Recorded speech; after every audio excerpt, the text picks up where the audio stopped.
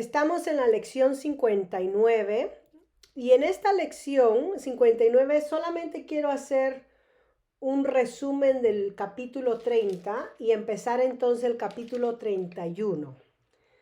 Un resumen del capítulo 30, especialmente la última parte.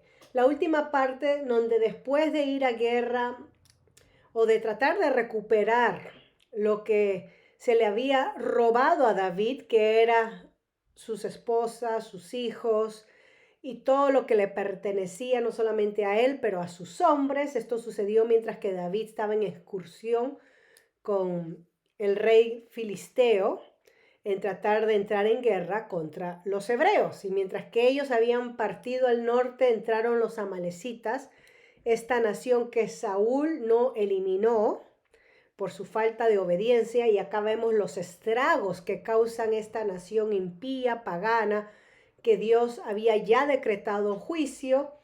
Entonces ellos toman oportunidad para llevarse todo lo que pertenecía a David, a sus hombres. David recupera todo esto y dice entonces, versículo 22 en adelante de 1 Samuel 30, esta pequeña parte lo he titulado, digamos, es el botín, y en este sentido dice que es el botín de David, pero nosotros queremos decir, este es el botín de Jesús. Y voy a explicarlo por qué. Entonces, estos hombres que habían regresado con David recuperando parte de lo que se había perdido, y mucho más, no parte, sino mucho más de lo que se había perdido, no quisieron compartir la victoria ni el botín con los 200 hombres que se habían quedado atrás resguardando, protegiendo las cosas, porque estaban cansados y exhaustos, como lo vimos en la lección anterior. Y entonces David establece una ley justa y una ley que va más allá de lo que en estos tiempos se consideraba justo. En estos tiempos era el tiempo nada diferente del tiempo de los negocios hoy en día, donde el más vivo es el que gana, donde el que sabe tomar de oportunidades y sacar ventaja es el que vive bien. Nada diferente a esa forma de vivir donde yo estoy acá para mí y todo es para mí, y primero soy yo, segundo soy yo y tercero soy yo. Nada diferente a esto, sino que David acá lo vemos ascendiendo al trono. Dios ha estado preparándolo para que sea el rey, y Dios le dio más a David de lo que él esperaba. Él recibió el botín de la batalla.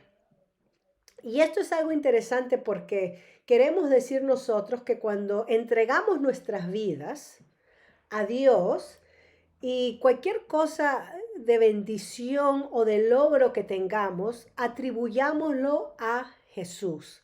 Que podamos decir, este es el botín de Jesús. Que nuestros dones, nuestras habilidades, digamos, esto le pertenece a Jesús. Entreguemos nuestras posesiones, entreguemos nuestra familia, nuestra alabanza, nuestro tiempo, y digamos, este es el botín de Jesús, porque así es como los hombres habían reconocido en 1 Samuel 30:20 al final, este es el botín de David.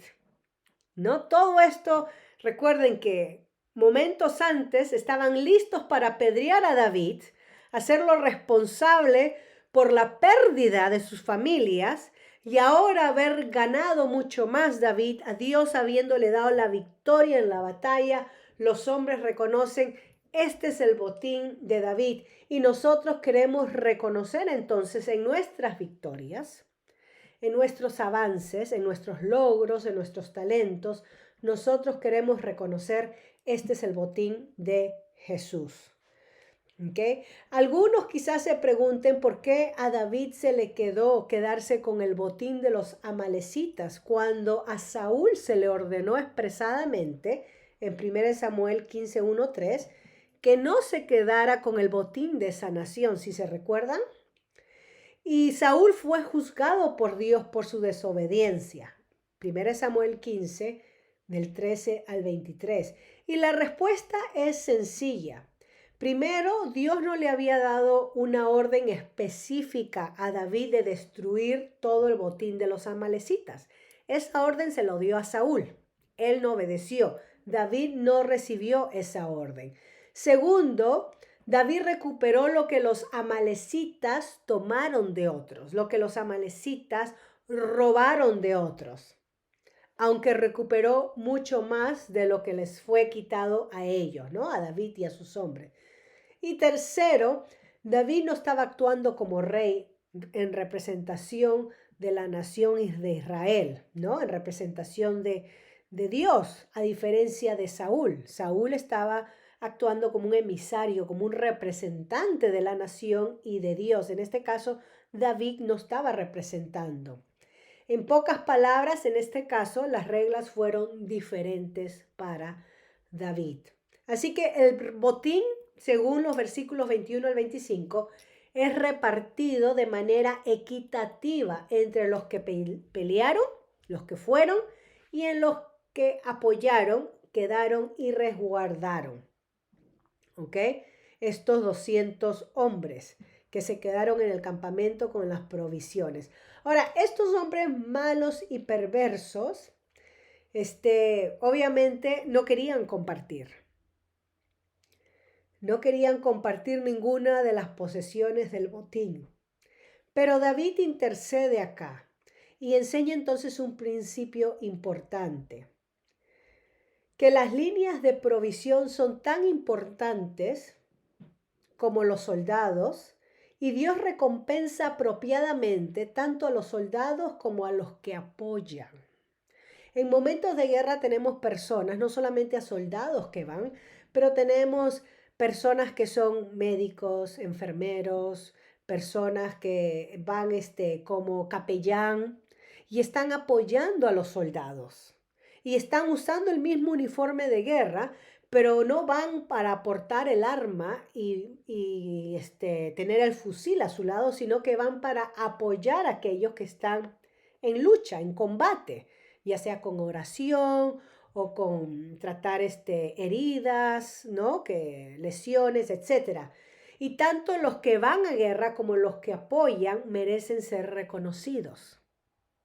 Y nosotros en el ministerio de la iglesia podemos ver a personas que dirigen y tienen cargos de liderazgo y que transmiten la palabra, exponen la palabra, dirigen la música, tocan los instrumentos, dirigen la sociedad de ancianos, damas, etc. Personas muy visuales a nuestros ojos. Pero no nos damos cuenta que detrás de ellos hay un ejército de personas que apoyan con oración y ayuno. Y aquellos pasan desapercibidos.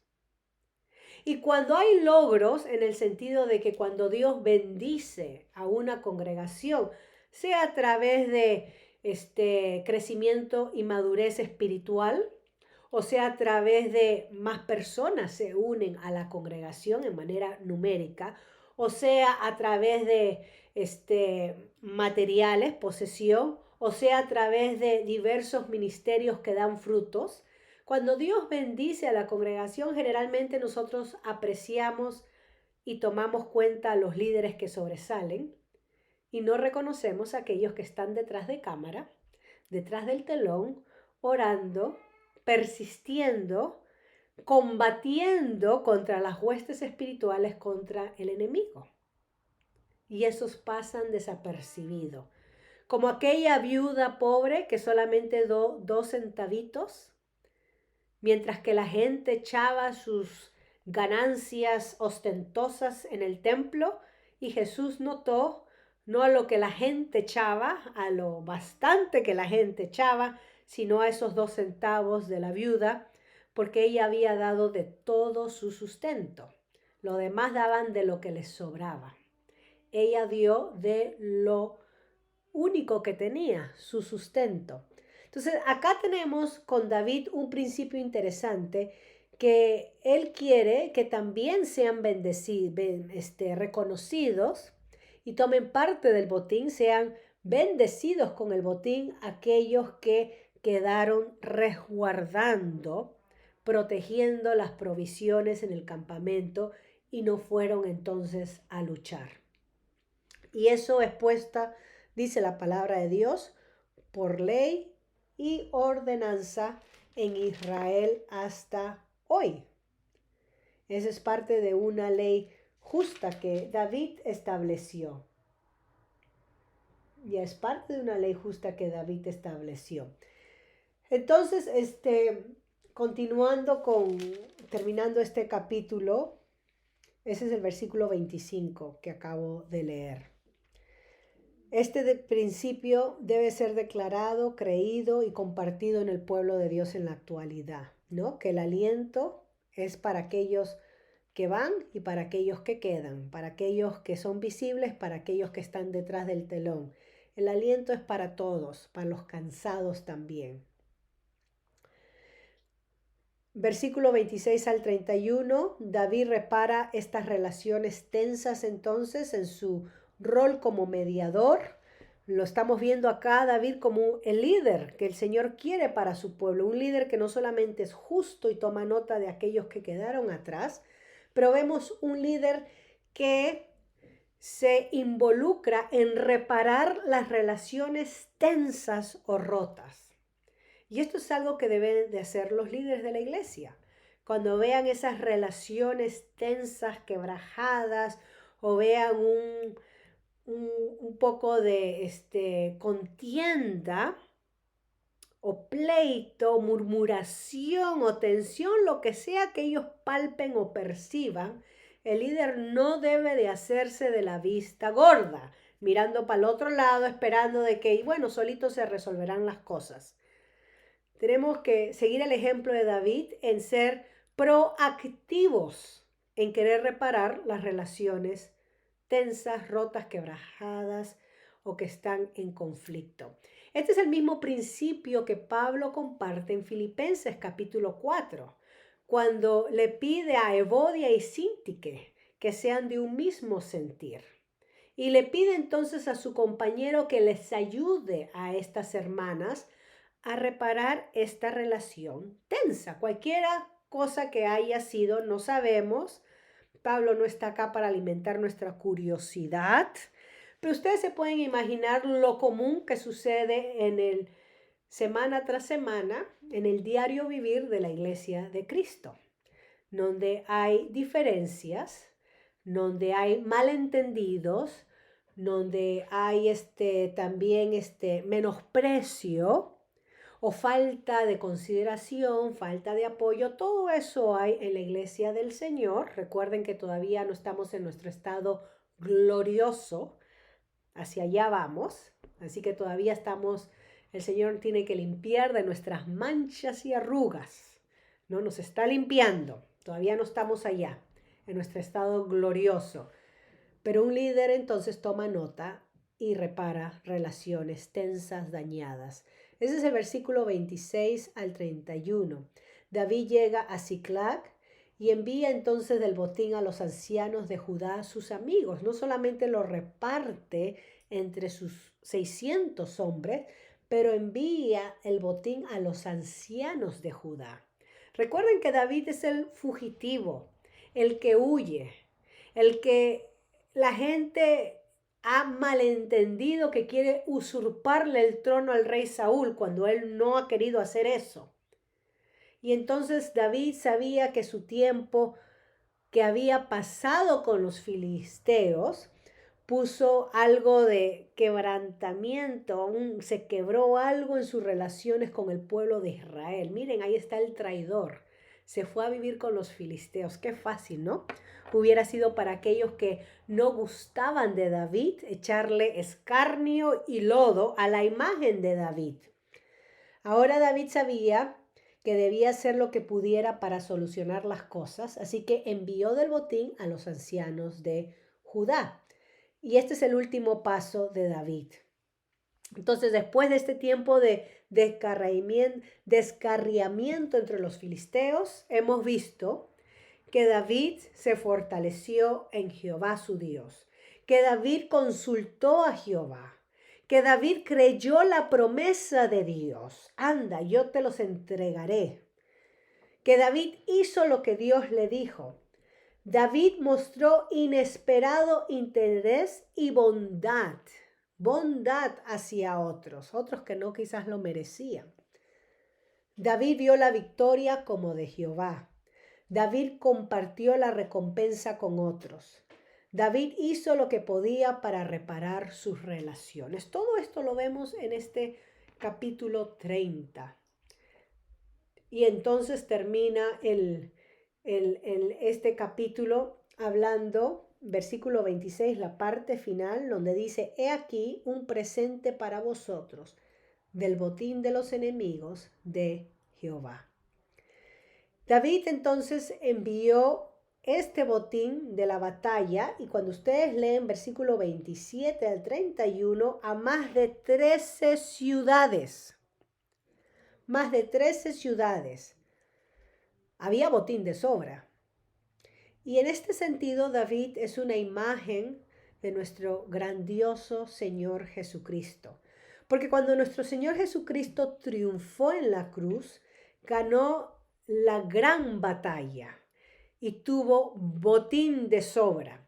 Efesios capítulo 4, versículos 7 a 8, Efesios 4, 7 al 8, se nos dice acerca del botín de nuestro Señor Jesucristo. Dice así: pero a cada uno de vosotros fue dada la gracia conforme a la medida del don de Cristo, por lo cual dice: subiendo a lo alto, llevó cautiva la cautividad y dio dones a los hombres. ¿Ven ahí? Nuestro Señor Jesucristo ascendió a la presencia de Dios Padre, manda su presencia a través del Espíritu Santo. Eso es lo que se celebra en el día de Pentecostés, 50 días después de la ascensión. Y con la venida del Espíritu Santo viene la repartición de los dones al pueblo de Dios para habilitarlos, capacitarlos y empoderarlos a continuar el trabajo de nuestro Señor Jesucristo. Ahora nuestro Señor Jesucristo, su ministerio terrenal es impuesto en sus discípulos. Ellos son los que van a continuar con el ministerio de compartir el evangelio. El reino de los cielos se ha acercado, el llamado al arrepentimiento y al perdón para que reciban la salvación y la gracia de Dios en Cristo Jesús. Ven que nuestro Señor Jesucristo no solamente muere para salvarnos y darnos vida nueva en Él, sino que nos ha dado de su botín, de su vida en nosotros. Nos ha dado de su Santo Espíritu, de sus dones, para que nosotros entonces podamos servirle en esa capacidad. Y nosotros entonces podemos decir, ya que hemos visto a David brevemente como una imagen de nuestro Señor Jesucristo, podemos ver 5 puntos de asociación. Nosotros, en un sentido, somos como los hombres de David, dependiendo del Señor. David es como Jesús. Nosotros somos como los cansados, los dejados atrás. David es como Jesús. Nosotros somos como aquel esclavo egipcio que llega a dar la noticia de dónde se dirigió el campamento amalecita, dónde están los amalecitas. David es como Jesús. Nosotros somos como el botín que David recuperó. David es como Jesús. Nosotros somos como los ancianos de Judá. David es como Jesús. Y nosotros entonces somos llamados a ser más como Jesús, como nuestro Señor Jesús, mostrando gracia, bondad, fidelidad y justicia a todo aquel que esté a nuestro alrededor. Este es la lección 59, final del capítulo 30. Déjenme brevemente empezar la lección 60, que es el próximo capítulo, la lección 60. Y he titulado esta lección 60, si quieren hacer una pausa, porque la parte final es la que le debí la semana o la lección anterior, por eso que me era necesario compartirla y no pasarla por alto, ¿no? Pero si ustedes están escuchando, pueden hacer una pausa, meditar, reflexionar y orar y alabar a Dios por lo que tenemos en Cristo Jesús. En esta lección 60, capítulo 31, capítulo final de Primera de Samuel, de la primera parte, porque la segunda parte la continuaremos en Segunda de Samuel, la he titulado el endurecimiento espiritual lleva a la tragedia. El endurecimiento espiritual lleva a la tragedia. Y acá vamos a ver el final del poderoso Saúl. Un final trágico, fatal y triste. Y quiero hacer la pregunta. ¿Cómo terminarás tu vida? Siempre hablamos de cómo vivimos la vida, cómo vivimos el presente. Hablamos de cómo conocimos al Señor, cómo empezamos a vivir la vida con el Señor. Pero raramente nos sentamos a pensar en cómo quiero terminar mi vida.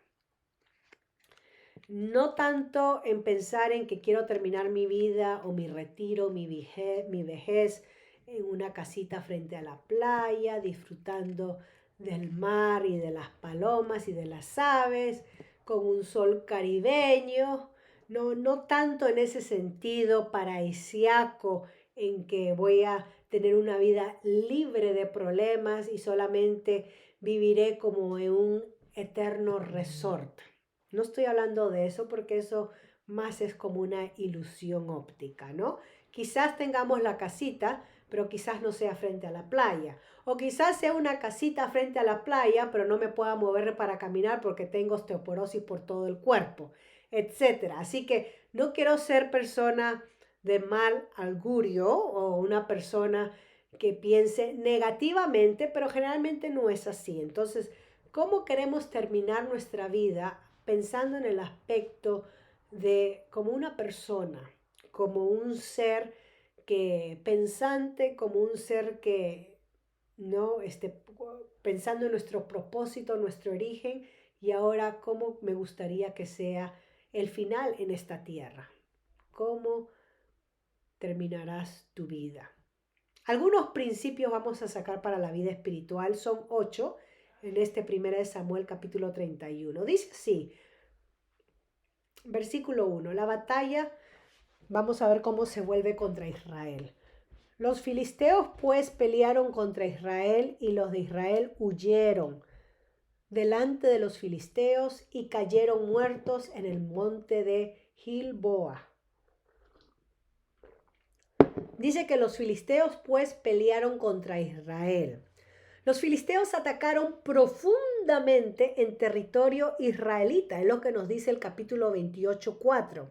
El ejército de Saúl se reunió y se preparó para esta batalla en el monte Gilboa. Capítulo 28, versículo 4. Ahora, debido a la profunda rebelión que tenía el rey Saúl contra Dios, Saúl lamentablemente no estaba listo para pelear. Y cuando vio Saúl, dice versículo 5 del capítulo 28, y cuando vio Saúl el campamento de los filisteos, tuvo miedo y se turbó su corazón en gran manera. Ese era su estado emocional y espiritual del rey Saúl cuando vio a los filisteos en el campamento, listo para la batalla. En vez de Saúl llevar su temor a Dios, Saúl empeoró las cosas buscando la voz de Dios a través de una divina. Extrañadamente, Dios sí le habla a Saúl, pero le habla palabras de juicio a través de la inusual aparición de Samuel. Samuel le dijo solamente que él y sus hijos morirían al día siguiente. ¿Recuerdan eso? Versículo 19 del capítulo 28. Y este capítulo 31, versículo 1 es el día siguiente. ¿Okay? Este es el día siguiente del capítulo 28, versículo 19. Bueno, se nos dice, los filisteos pues pelearon contra Israel. Recuerden que David quiso ser parte de este grupo filisteo y Dios no se lo permitió. Capítulo 29, versículos 2 y 8. Ya hemos visto que fue la misericordia de Dios la que no permitió que David se uniera a estos enemigos de Dios. Acá tenemos un primer principio. Principio número 1. Si vivimos en rebeldía con Dios, o sea, si vivimos en un estado de rebeldía, no estoy diciendo que el creyente no peca, sino en un estado estado, condición de rebeldía, un hábito, ¿no?, de rebeldía, no podremos pelear las batallas que se nos presentan. Principio bien sencillo. Si vivimos en rebeldía con Dios, no podremos pelear las batallas que se nos presentan. No vamos a estar capacitados para poder enfrentarnos con las batallas que se nos presentan. ¿Y de qué batalla estamos hablando? En este caso era una batalla real para Saúl, los filisteos. Para nosotros puede ser otro tipo de batalla, otro tipo de lucha. Puede ser una enfermedad, puede ser una relación en la familia, una lucha que tengamos con una relación en la familia, sea con padres, hijos, hermanos. Puede ser una lucha que tengamos en el trabajo, con el jefe, con los compañeros. Puede ser una lucha que tengamos aún en la misma congregación de Dios. Así que si vivimos en rebeldía con Dios, ¿no?, un estado constante de rebeldía, no podremos pelear las batallas que se nos presenten.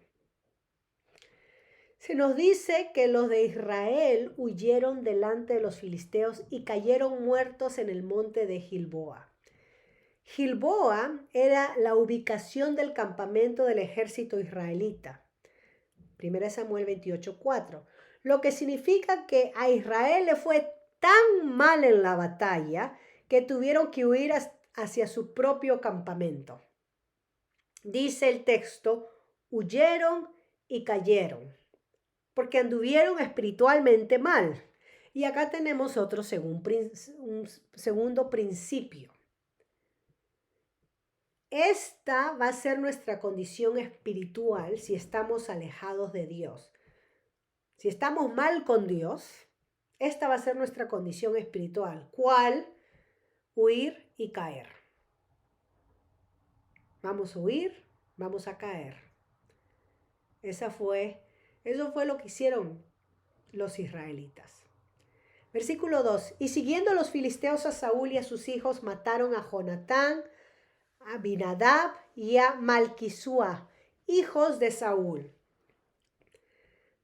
Trágicamente, los hijos de Saúl resultaron afectados por el juicio de Dios contra su padre. El valiente y digno Jonatán murió como lo podríamos esperar, luchando lealmente por su Dios, su país y su padre, el rey, hasta el final. Esa es la vida que vemos de Jonatán. Los otros hijos de Saúl, esto era trágico, la muerte es trágica, pero hay algo que tenemos que notar, importante del plan de Dios.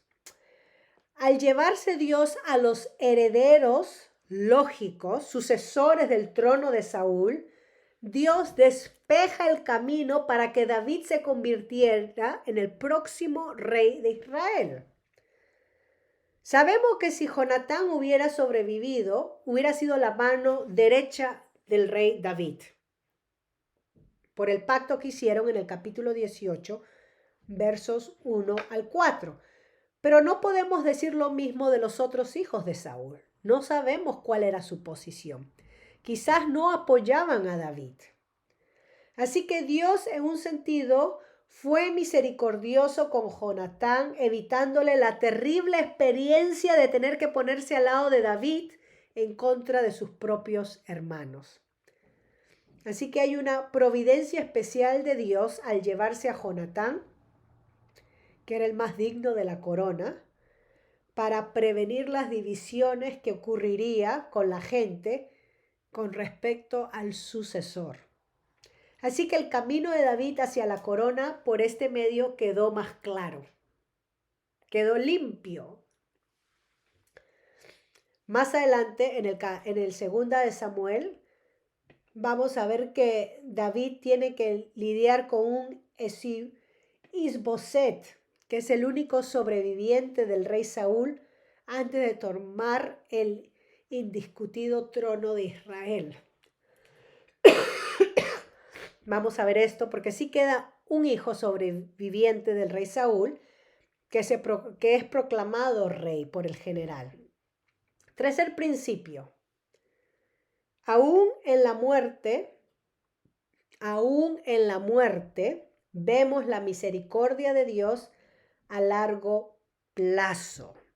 Y a nosotros no nos gusta la muerte. Obviamente agonizamos cuando nos enteramos de alguien que ha fallecido.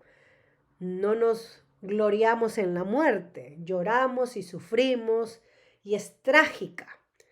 Pero sabemos que la muerte no es el que tiene la voz final. La muerte ha sido vencida, ¿verdad? 1 Corintios 15. La muerte ha sido vencida por nuestro Señor Jesucristo a través de su muerte y resurrección. Pero con esto quiero decir que nuestra vista como humanos es corta, es temporal, es fallida. Vemos parcialmente como un espejo borroso, como lo llama Pablo en 2 Corintios. Debemos de recordar que Dios es perfecto. Dios ve a través del tiempo porque Él es eterno y Dios es bueno. Dios es bueno y sabio. Así que porque Dios, los atributos de Dios, lo que conocemos de lo que Dios se ha revelado a sí mismo, podemos decir, principio número 3, aún en la muerte vemos la misericordia de Dios a largo plazo. No necesitamos entenderla, no necesitamos estar de acuerdo porque el Señor se llevó a la persona. Pero podemos confiar que Él es bueno, que Dios es bueno, que Dios es fiel y que Dios es sabio. Y aún en mi dolor puedo descansar en Él. Voy a terminar hasta el versículo 6. Versículo 3 al 5 nos habla de este trágico final del rey Saúl. Y dice, y arreció la batalla contra Saúl. Y le alcanzaron los flecheros y tuvo gran temor de ellos.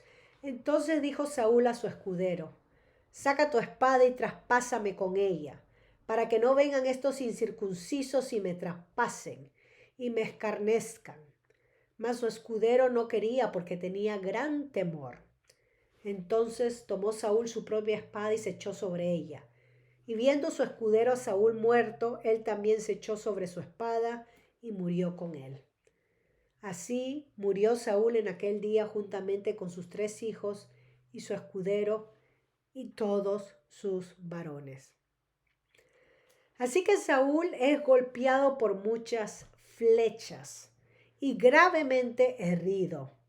Saúl sabía que la batalla estaba perdida y es por eso que le suplica a su escudero que lo mate, pero el escudero no quiso. Así que Saúl se quita la vida. Se echa sobre su propia espada. Mucha gente piensa que esto es un suicidio, pero no lo es, porque ya Saúl estaba herido, iba a morir, y prefería morir inmediatamente que morir a manos de los filisteos que venían tras él. Así que Saúl estaba mortalmente herido, ¿no? Y sabía que no iba a poder sobrevivir, y el juicio que Dios había dado a través de Samuel, que mañana estarás conmigo, que este era su final. Saúl sabía que en 24 horas iba a expirar, así que este era el final. Es triste como todos los demás en esta historia, la ausencia de cualquier tipo de dolor o arrepentimiento de parte de Saúl ante Dios. Esto es triste. Saúl no preparó su alma para encontrarse con Dios de ninguna manera. En el capítulo 28, 19 le dijeron que iba a morir y él no preparó su alma. Y esto nos dice algo interesante, que Saúl se endureció tanto en pecado que no quiso arrepentirse. Para él tenía la razón. Él era el rey. Él era el ungido. Él no se había equivocado. El equivocado era Dios y todos los demás. Él estaba bien. Muchas personas posponen ponerse a cuenta con Dios hasta el último momento, ¿no? Cuando sea viejito ya regresaré al Señor, ya. me voy a poner a cuenta y me voy a arrepentir y me voy a hacer una limpieza o lo que sea, muchas veces con temas medio esotéricos, que no es nada bíblico. Pero bueno, mucha gente piensa que no va a ser hasta el final, en su último aliento, ahí me pondré a cuentas con Dios, asumiendo que va a tener ese último final o que va a saber su último final. Imagínense, Saúl sabía cuándo iba a morir y no se puso a cuentas. ¿Qué nos hace pensar a nosotros que no sabiendo cuándo expiremos, tengo ese último momento para ponerme a cuentas con Dios? Acá hay otra cosa que debemos de tener en cuenta. El arrepentimiento, Pablo nos dice que es un regalo de Dios, porque se nos ofrece el regresar a Él. Esa es la invitación maravillosa del Padre Celestial, extendida a todos a venir a Él, venir y comprar de Él sin dinero, venir y tomar de Él, de tomar del agua viva, sin dinero, solamente venir a Él, dejar nuestros caminos y reconocerlo a Él. Esta es la invitación que nos hace el Padre Celestial. Está aquí ahora para ser recibido ahora. Si no nos arrepentimos a tiempo, va a suceder otra cosa. Podemos endurecernos. Y eso es algo de que la gente no se da cuenta cuando dice, bueno, voy a esperar hasta el último momento para ponerme a cuenta con Dios. Que no se van a dar cuenta porque van a estar tan endurecidos que ni siquiera van a admitir o van a tener el sentido de querer ponerse a cuenta de Dios. Saúl empezó una carrera brillante con todos los prospectos disponibles a él. Pero miren cómo terminó. Miren cómo terminó. Nosotros por eso somos llamados a velar, a orar, a caminar humildemente delante de nuestro Dios. Y voy a terminar con este cuarto principio, que es el llamado de Pablo en el libro de Corintios. Hoy es el día de salvación. El autor de Hebreos también dice, si escuchen su voz, en Hebreos capítulo 3, 4, si escuchen su voz, hoy es el día de salvación. Postergar la salvación o el arrepentimiento es no tomar en cuenta el endurecimiento natural del alma. Hoy es el día de salvación. Postergar la salvación o el arrepentimiento es no tomar en cuenta el endurecimiento natural del alma. Y quiero agregar, con el fin del alma no se juega. ¿Cómo va a terminar nuestra alma? Con eso no podemos jugar. Con eso no podemos arriesgar, tirar los dados. ¿Ok? Voy a parar acá. Así que todavía tenemos una lección más para terminar el capítulo 31 y la próxima vez cuando nos reunamos, Dios mediante, voy a hacer una introducción también cuando terminemos esta parte porque es cortita, una introducción a Segunda de Samuel. Así que les invito a que lean Segunda de Samuel porque la historia continúa y vamos a seguir aprendiendo principios bíblicos que nos enseñan a nosotros. Y hoy hemos visto el endurecimiento espiritual conlleva a la tragedia. Bueno, voy a parar acá entonces para nosotros tener nuestro tiempo de preguntas y comentarios y nos veremos hasta la próxima semana. Dios los bendiga.